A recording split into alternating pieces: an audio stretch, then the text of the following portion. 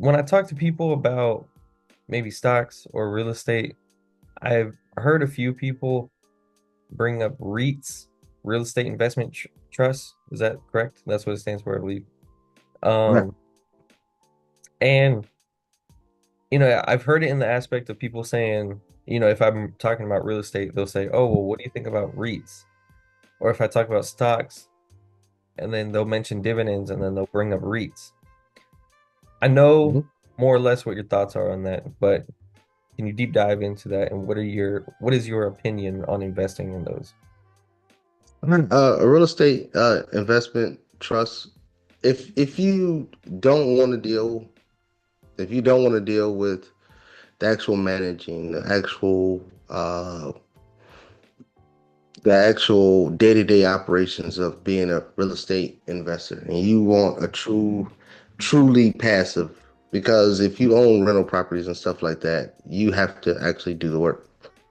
I mean, you have some form of work that you have to do. But when you're investing in REITs, I mean, a stock that's out there in the real estate REIT uh, platform is O, Realty Income Corp. The stock ticker symbol is O.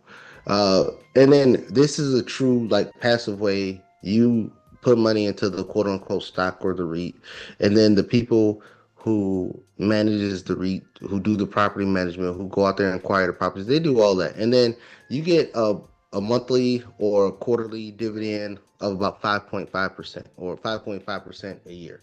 But you don't have to deal with the property tax. You don't have to deal with the insurance problems. You don't have to deal with tenant calls. You don't have to deal with talking to property managers. You don't have to go deal with vetting tenants and all that. I mean, it is a way. It is a way that you can actually do it. I used to invest in a lot of REITs, and the only thing I was thinking about is income, income, income. Is there some good REITs out there? Yeah, always one of them. The thing I always tell people to look out for is you look at what their dividend yields, and then well, I'm not gonna get into O's financials and all that, but you look at what the dividend yields, and then look at how much that the company is earning.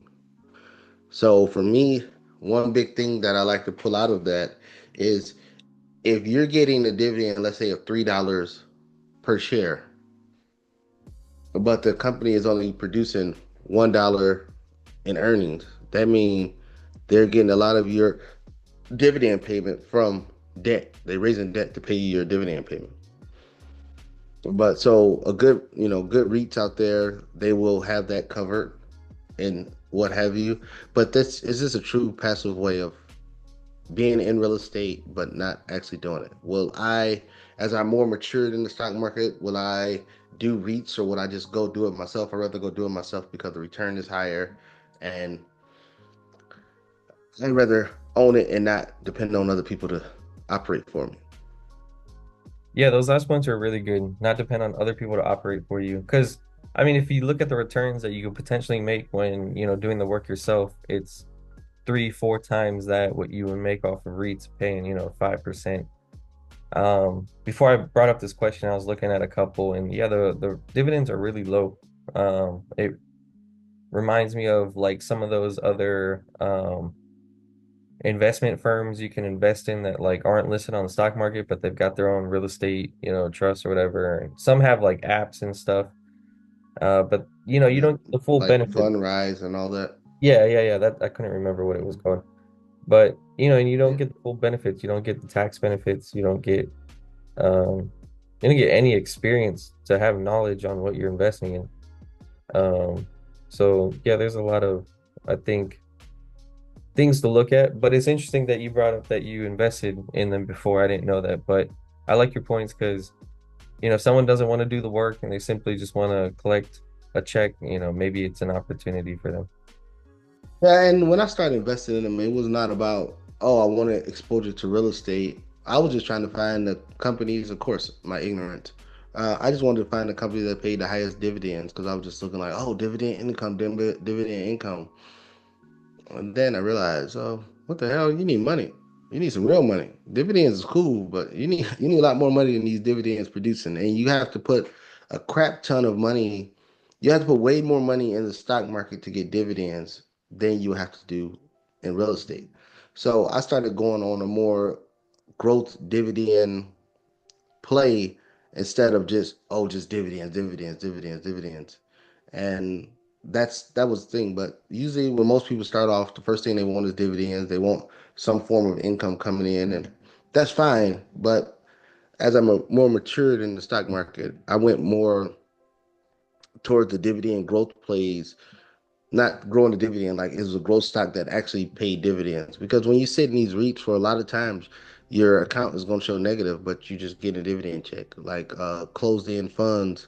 I saw somebody comment on that on one of our videos saying he or she is in a lot of closed end funds and he receives a monthly dividend from each one of them and it's bringing a lot of income.